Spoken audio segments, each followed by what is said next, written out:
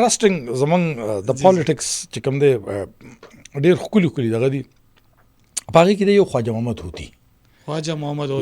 کوم چې د مردان سره تعلق د مردان نوابانو فیملی ده. تو خواجه محمد هوتي متعلق زه صرف دا وایم دا پاکستان پیپل پارټۍ ته اوس دی وخت کې دی او پاکستان پیپل پارټۍ ته هم تقریبا تللی دی خو دا چې کله پاکستان پیپل پارټۍ کې شاملېدل نو د یو کس ماته وویل چې موږ له خواجه محمد هوتي ماته ویل چې یاره څنګه د پی ټي آی د پیپل پارټۍ ته لاړ شم که لاړ نه شم. یل ما ورته ویل چې یاره سرجي بس بالکل ښه پارټي ده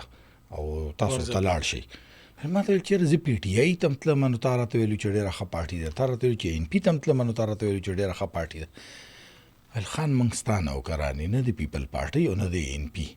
خو چې ته کومې ته دی تا خو هسې فیصله کړې په موږ هسې خبره راوباسې نو موږ ستا خبره کې بس ها کې ها میلاوو. نو دغه وانګه خواجه محمد هوتي صاحب چې کوم دی د مردان سره تعلق دی، د مردان نوابان دي د هغوی سره. خواجه محمد هوتي صاحب په 1988 کې امپیای شوی دی د پاکستان پیپلز پارټۍ په ټیکټ، کوم وخت کې چې پرویز خټک صاحب هم په دې وخت کې په 1993 کې 90 کې دا ونه شو، په 1993 کې بیا وشو هم د پاکستان پیپل پارټۍ سره. په 2002 کې بیا د پاکستان پیپل پارټۍ سره،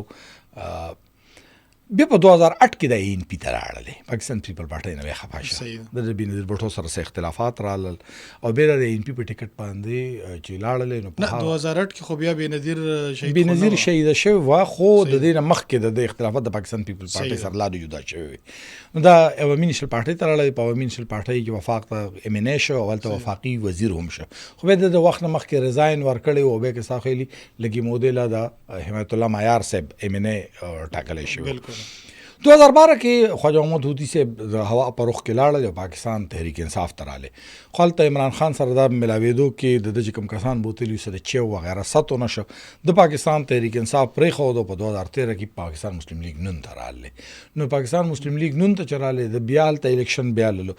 دا په 2015 کې بیا پاکستان پیپل پارټۍ ته بیا لاړلو او دې وخت کې په 2024 کې دا د خاقان عباسي په تاریخ کې یعنی د پاکستان پیپل پارټي، عوامي نیشنل پارټي، پی ټي آی، مسلم لیگ او ورپسې د پاکستان چې کوم د خاقان عباسي پارټي ته د هغې کې دی.